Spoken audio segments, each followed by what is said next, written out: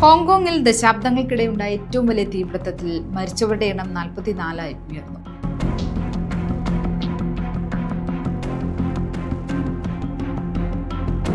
ബഹുനില കെട്ടിടത്തിലുണ്ടായ തീപിടുത്തത്തെ തുടർന്ന് 279 പേരെ കാണാതായി. 62 പേർക്ക് പരുക്കേറ്റു. പൊള്ളലേറ്റും പുക ശ്വസിച്ചതിനെയും തുടർന്നുള്ള ബുദ്ധിമുട്ടുകളുമായാണ് പലരും ആശുപത്രിയിൽ പ്രവേശിച്ചത്.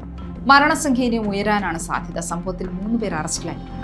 തീപിടുത്തമുണ്ടായ ബഹുനില കെട്ടിടത്തിന്റെ അറ്റകുറ്റപ്പണി നടത്തിയിരുന്ന കമ്പനിയുടെ ഉദ്യോഗസ്ഥരാണ് അറസ്റ്റിലായവർ. വാങ് ഫു കോർട്ട് എന്ന ഉയർന്ന കെട്ടിട സമുച്ചയത്തിലാണ് ഇന്നലെ തീ പടർന്നു പിടിച്ചത്. മരിച്ചവരിൽ 37 വയസ്സുള്ള ഒരു അഗ്നിശമന സേനാംഗവും ഉൾപ്പെടുന്നുണ്ട്. ചൈനീസ് അതിർത്തിയോട് ചേർന്നുള്ള ന്യൂ ടെറിട്ടറീസിലെ തായ്പോയിലാണ് ഈ കെട്ടിടം സ്ഥിതി ചെയ്യുന്നത്. 7 നിലകളുള്ള കെട്ടിടത്തിലേക്ക് തീ പടർന്നു. ഏകദേശം 2000 ഫ്ളാറ്റുകളുള്ള 8 ടവറുകളാണ് ഈ കോംപ്ലക്സിൽ.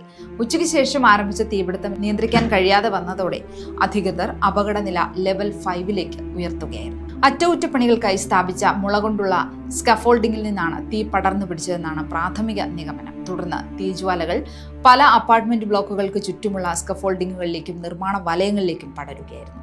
ശക്തമായ കാറ്റും നിർമ്മാണ അവശിഷ്ടങ്ങളും തീ വേഗത്തിൽ പടരാൻ കാരണമായി.